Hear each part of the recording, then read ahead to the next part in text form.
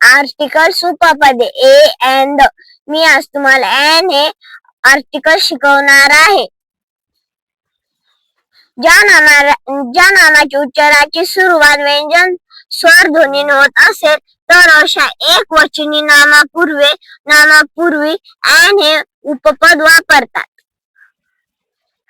A E I O you हे स्वर.